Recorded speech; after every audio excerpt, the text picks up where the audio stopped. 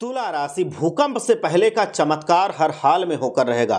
तुला राशि के जातकों, क्या आप तैयार हैं उस अलौकिक परिवर्तन के लिए जो ब्रह्मांड ने केवल आपके लिए बुना है? क्या आप जानते हैं कि नियति के पन्नों पर 11 मार्च के बाद एक ऐसी स्याही से आपकी सफलता की गाथा लिखी जाने वाली है जिसे मिटाना असंभव है। रुकिए, क्योंकि यह केवल एक साधारण राशिफल नहीं है, यह आपके जीवन का वो महा यूटर्न है जिसका इंतजार आपने शायद पिछले एक दशक से किया है। आकाश मंडल में ग्रहों की चाल कुछ ऐसी विचित्र और अद्भुत होने जा रही है कि आपके बंद पड़े भाग्य के ताले अपने आप से खुलने लगेंगे। क्या आप उस रहस्यमयी ऊर्जा को महसूस कर पा रहे हैं जो 2026 के सूर्य प्रधान वर्ष में आपको शिखर पर ले जाने के लिए आतुर खड़ी है? 11 मार्च की वो तारीख नोट कर लीजिए, क्योंकि उस दिन देवगुरु बृहस्पति अब अपनी सुप्त अवस्था से जाग करके आपके जीवन में खुशियों का शंखनाद करने वाले हैं। आज का ये विशेष ज्योतिषीय विश्लेषण केवल तुला राशि यानी कि लिब्रा के उन स्वाभिमानी लोगों के लिए है जो अपने जीवन में संघर्षों से थक चुके हैं और अब एक वास्तविक चमत्कार की तलाश में हैं। ज्योतिष शास्त्र के अनुसार जब हम किसी राशि के यूटर्न की बात करते हैं तो इसका अर्थ होता है कि अब तक जो परिस्थितियां आपके विपरीत चल रही थी वह अब 180 डिग्री घूम करके आपके पक्ष में आने वाली हैं। यह समय साधारण बदलाव का नहीं है बल्कि अस्तित्व के पुनरुत्थान का है। तो सबसे पहले वीडियो को लाइक करके एक बार कमेंट में जा करके हर हर महादेव जरूर लिखिए, जिससे भोलेनाथ का आशीर्वाद आप पर और आपके परिवार पर बना रहे। ब्रह्मांडीय गणनाओं के अनुसार वर्ष 2026 अंक ज्योतिष और ज्योतिष दोनों के मेल से सूर्य के प्रभाव वाला वर्ष माना जा रहा है और इसी वर्ष की शुरुआत में 11 मार्च को एक अत्यंत महत्वपूर्ण घटना घटने जा रही है।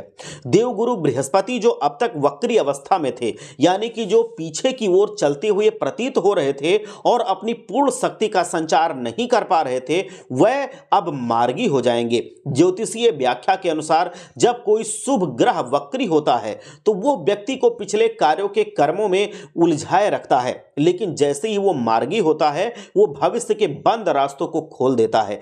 बृहस्पति का मार्गी होना तुला राशि के लिए इसलिए विशेष है क्योंकि इसके ठीक बाद जून के महीने में विशेषकर 1 जून से बृहस्पति देव पूरे 12 वर्षों के लंबे अंतराल के बाद अपनी उच्च राशि कर्क में प्रवेश करेंगे।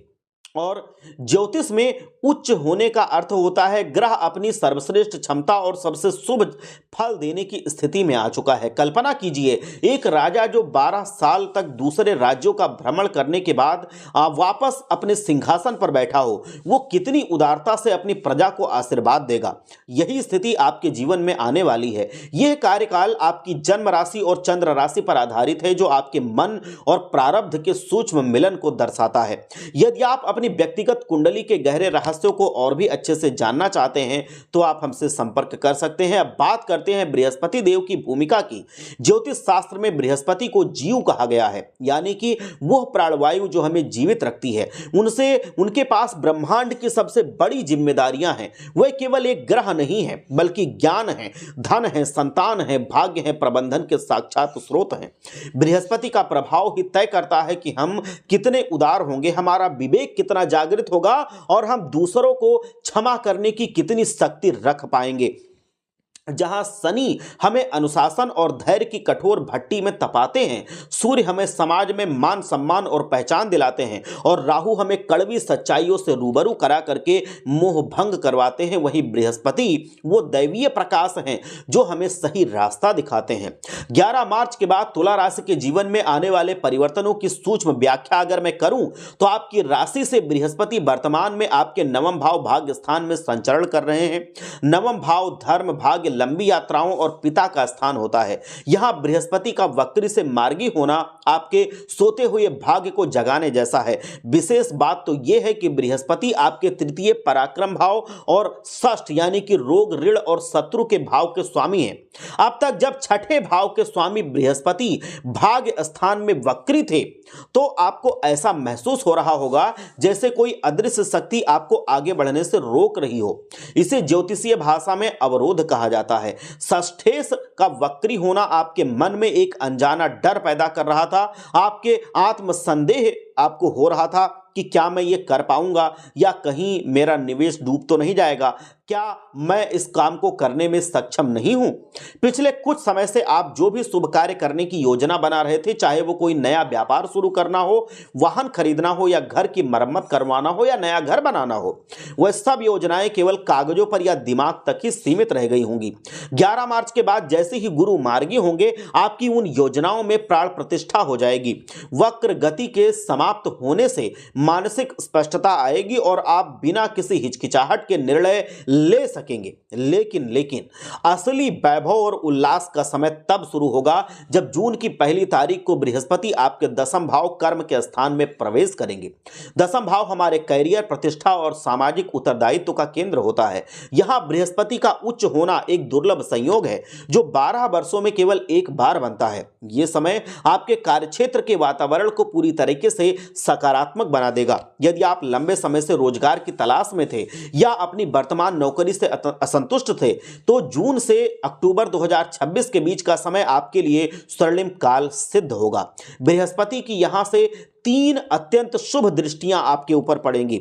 उनकी 5वीं दृष्टि आपके द्वितीय भाव धन और कुटुंब पर पड़ेगी। 7वीं दृष्टि आपके चतुर्थ भाव यानी कि सुख और माता पर पड़ेगी और 9वीं दृष्टि आपके षष्ठ भाव जो होता है शत्रु और रोग का भाव, उस पर भी पड़ेगी। द्वितीय भाव पर दृष्टि का अर्थ है कि आपके अब बैंक बैलेंस में उल्लेखनीय वृद्धि होगी। आपके परिवार में जो अनबन चल रही थी वो समाप्त होगी और परिवार के सदस्यों के बीच प्रेम बढ़ेगा। चतुर्थ भाव पर दृष्टि का अर्थ है कि आपको भूमि, भवन या वाहन का सुख प्राप्त होगा। यदि आप घर खरीदने का सपना देख रहे थे तो जून से अक्टूबर के मध्य वो सपना आपका साकार होने का योग बहुत प्रबल है। यह दृष्टि आपके पारिवारिक सुख में वृद्धि करेगी और घर में शांति का वातावरण बनाएगी।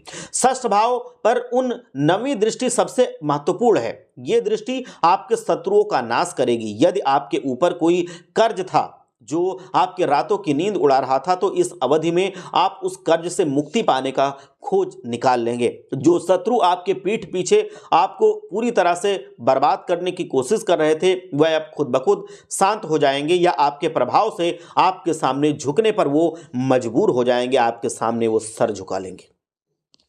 दशम भाव में बृहस्पति का होना आपको एक स्मार्ट वर्कर बना देगा। आपकी वाणी में एक अजीब सा आकर्षण और प्रभाव आ जाएगा। लोग आपकी बातों को ध्यान से सुनने लगेंगे और मानने लगेंगे। विशेषकर यदि आप बैंकिंग, शिक्षा, परामर्श या सरकारी क्षेत्र से जुड़े हुए हैं तो आपके लिए पदोन्नति और वेतन वृद्धि के 100% योग दिखाई दे रहे हैं। बृहस्पति का प्रबंधन कौशल आपको अपने सहकर्मियों से बहुत आगे ले जाएगा। तुला राशि के जातकों की एक विशिष्ट प्रवृत्ति होती है, वह स्वभाव से थोड़े मूडी होते हैं। मतलब जो मन कर गया वही वो करने लगते हैं, उसी में रम जाते हैं, वो और कुछ सोचते नहीं हैं। जो दिमाग में बस गया बस उसी को बार बार वो सोचते रहते हैं। और राशि के स्वामी आपके शुक्र होने के कारण आपके भीतर विलासिता और कभी कभी आलस्य घर कर जाता है। आप अक्सर सोचते रहते हैं कि कल कर लूंगा या चीजें अपने आप ठीक हो जाएंगी, शायद ठीक हो जाए, शायद ऐसा हो जाए, शायद में आप जीवन निकालते रहते हैं। लेकिन याद रखिए 12 साल बाद आ रहा यह अवसर आपके द्वार पर दस्तक दे रहा है। यदि आपने इस समय को भी आलस्य को प्राथमिकता दे दी तो यह आपके जीवन की सबसे बड़ी चूक हो जाएगी। शुक्र आपको सुंदरता और कला तो देते हैं, लेकिन बृहस्पति आपको वो अनुशासन और ज्ञान देंगे जो उस कला को धन में बदल सके। और 14 अप्रैल से 14 मई के बीच जब सूर्य अपनी स्थिति बदलेंगे तब आपको थोड़ा सावधान रहने की आवश्यकता है। इस दौरान आपके भीतर क्रोध और उग्रता बढ़ सकती है। तुला राशि का संतुलन बिगड़ सकता है। अपनी वाणी पर आपको हर हाल में नियंत्रण बना करके रखना होगा। इस शुभ समय का अधिकतम लाभ उठाने के लिए आपको कुछ ज्योतिषीय उपाय अवश्य करने चाहिए। सबसे पहले अपने राशि स्वामी शुक्र को बलवान बनाइए और उसके लिए आप एक मंत्र मैं दे रहा हूं, इसको आप जितना जपेंगे उतना अच्छा है और सबसे अच्छा है 108 बार नित्य जाप करना। यह मंत्र इस प्रकार है, ओम द्राम द्रीम द्रौम सह शुक्राय नमः। इस मंत्र का आप 108 बार जाप करें। आप सोच लें कि आपकी किस्मत इस जमीन से उठ करके आसमान पे पहुंच जाएगी। दूसरा है, आप उगते हुए सूर्य भगवान को जल चढ़ाइए। आप एक बार सच्चे मन से जयकारा लगाइए, हर हर महादेव, जय भोलेनाथ।